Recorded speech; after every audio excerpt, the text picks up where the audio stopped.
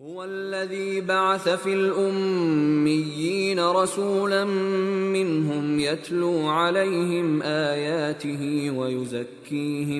ويزكيهم ويعلمهم الكتاب والحكمة وإن كانوا من قبل لفي ضلال مبين وآخرين منهم لما يلحقوا بهم وهو العزيز الحكيم ذلك فضل الله يؤتيه من يشاء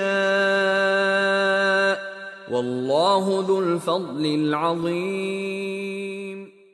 وہی تو ہے جس نے ان پڑھوں میں انہی میں سے محمد صلی اللہ علیہ وآلہ وسلم کو پیغمبر بنا کر بھیجا، جو ان کے سامنے اس کی آیتیں پڑھتے اور ان کو پاک کرتے اور خدا کی کتاب اور دانائی سکھاتے ہیں، اور اس سے پہلے تو یہ لوگ صریح گمراہی میں تھے، اور ان میں سے اور لوگوں کی طرف بھی ان کو بھیجا ہے جو ابھی ان مسلمانوں سے نہیں ملے، اور وہ غالب حکمت والا ہے۔ یہ خدا کا فضل ہے، جسے چاہتا ہے عطا کرتا ہے، اور خدا بڑے فضل کا مالک ہے۔